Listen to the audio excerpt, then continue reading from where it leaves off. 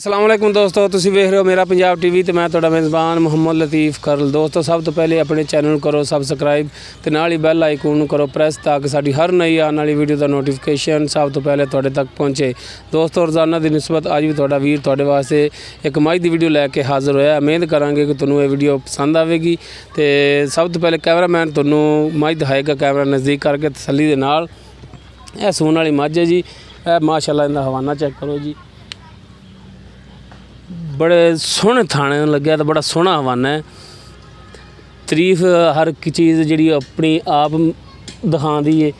असी तारीफ घट भी करिए तो कोई मसला नहीं, ज़्यादा करिए तो मालक जोड़ा थोड़ा जो कहते हैं कि शायद साडा जानवर ज़्यादा ही चंगा है, ज़्यादा तारीफ कर रहे हैं।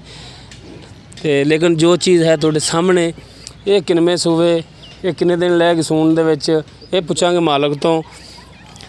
फिलहाल तुहानूं कैमरामैन तुहानूं तसल्ली दे नाल दिखा रहा मझ, चार्ज फिर दिखाएगा। सिंह देख लो पिछू हो के थोड़े मुड़े ने, तुहानूं तसल्ली नाल दिखाएगा कैमरामैन।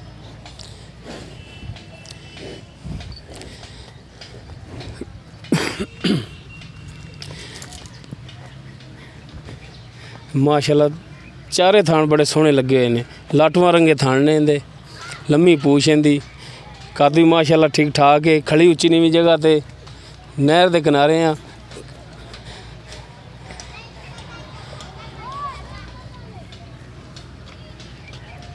देखो माशाअल्लाह चंगा बाना लई खड़ी।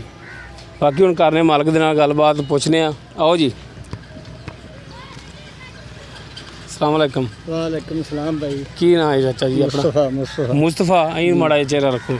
अच्छा चाचा मुस्तफा, और सुनाओ तबीयत से ठीक ने? सब ठीक ठाक, सब खैर मेरे। सब खैर में। अच्छा ये दसो सब तो पहले कि जी मझ हुण आपां दिखाई है जी, इन्हें किरमा सूआ हुण सूना है? ये तीजा सूआ है जी, दूजा घर दी मैं दूजा है या तीजा है? तीजा तीजा है। तीजा दूजा सूई है, तीजा हुण सूना है। पेड़ दे विच तीजा यानी कि हुण पेड़ दे विच हुण सूना है। हां बिल्कुल ठीक हो गया।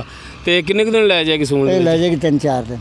3-4 दिन, कोई 2 दिन हेठा उदा भी हो सकते हैं। हो सकता। अच्छा हुण इहदा प्यार मुहब्बत वाला मुनासिब जिहा जिहड़ा रेट वो करना तुसीं। सुबह भी तीसरा है, ठीक है।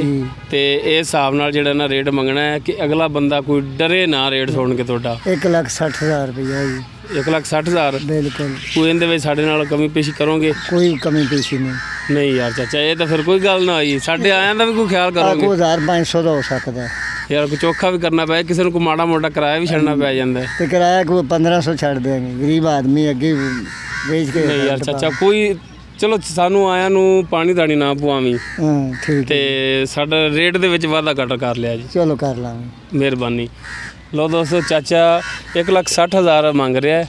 तीसरा सूआ इन्हें सूना है। 4 तो 5 दिन चाचे होरी कहंदे ने कि लै जाएगी सूण दे विच।